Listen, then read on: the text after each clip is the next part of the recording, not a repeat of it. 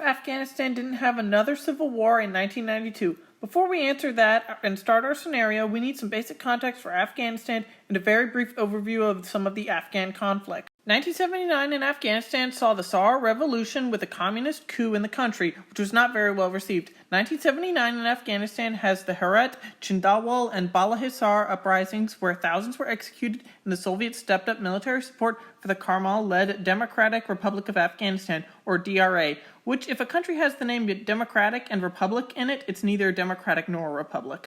The Soviet Union led an intervention to support the DRA in December of 1979 in what would become known as the Soviet-Afghan War until February of 1989. The U.S. supported the Afghan Mujahideen in Operation Cyclone along with Saudi intelligence and, more importantly, the Pakistani ISI. A lot of the U.S. support went to Pakistan, and the ISI divided U.S. support up to Mujahideen factions that Pakistan liked. One of these Pakistan-supported groups was Hezb-e-Islami Gulabin, or HIG, led by Julabin Hekmatyar. We'll pick up on them later. A civil war continued in Afghanistan following the Soviet withdrawal from 1989 to 1992 between the Mujahideen and DRA. Operation Cyclone continued at this time but was reduced since the Soviets were out and a Mujahideen victory was imminent. During the civil war, HIG would be removed from the Mujahideen on its own, but still fought against what was left of the DRA. Pakistan also heavily backed HIG with the intention of having HIG take over Afghanistan at the end of the civil war. The Mujahideen would defeat the communist government on April 27, 1992. After this civil war ended, 6 different Mujahideen factions had a rivalry over Kabul. During talks, Hekmatyar did not attend and instead chose to lob a grenade at any attempt of peace and sent his forces into the city supported by Pakistan. The other factions fought HIG in Kabul a week later, kicking off the 1992-96 civil war on April 28th, a day after the previous civil war had ended. This civil war brought about Taliban rule in the country and yet another civil war from 1996 to 2001. So essentially in the 90s, the Taliban replaced the DRA. Now there's a few things that we can change to ensure that another civil war doesn't break out in Afghanistan following the defeat of the DRA in 1992. First would be to remove Hekmatyar and HIG as a major faction that can kick off the war. Based on recorded radio communications between Hekmatyar and Ahmed Shah Massoud of the Northern Alliance before the start of the 1992 civil war, the other Mujahideen factions were begging Hekmatyar to sign the Peshawar peace accord, but Hekmatyar was determined to seize Kabul himself. Basically, Hekmatyar is a lost cause. So, how can we get rid of him and HIG?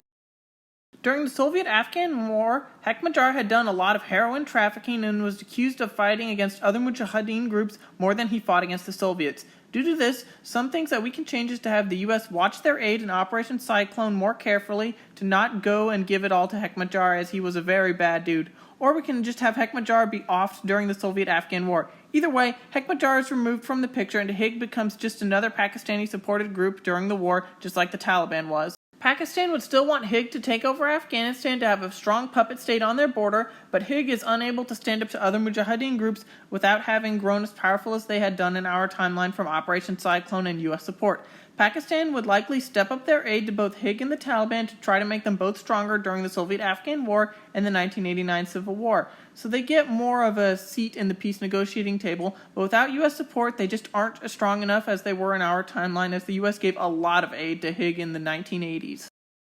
Now that we've severely reduced HIG's strength, what becomes of the other factions now that the DRA has been defeated in 1992? Well, Afghanistan is under the presidency of Mohammadi and Prime Minister / later Minister of Defense Ahmed Shah Massoud as leaders of the interim government. Rabbani will become president of the transitional government, and the other conditions of the Peshawar Accord are held up.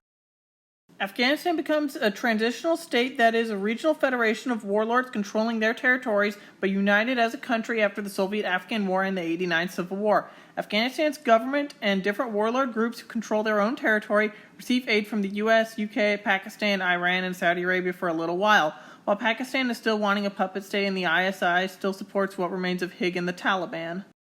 This could result in a low-level Taliban and HIG insurgency against the Afghan government, but I feel like either the Afghan government lets the Taliban and HIG control their small regional territories, or if there was a fight between them, then the Taliban and HIG would have to come to terms, as they are seriously outnumbered and outgunned, as they are reliant completely on Pakistan. Counterterrorism efforts against al-Qaeda increase and possibly destroy the group in exchange for more aid in Afghanistan. There would not be an attack on the World Trade Center without al-Qaeda's refuge from the Taliban and no war in Afghanistan. The Bush presidency focuses on domestic issues as he had run on a non-interventionist campaign in 2000, but the war on terror drastically changed the 2000s in our timeline.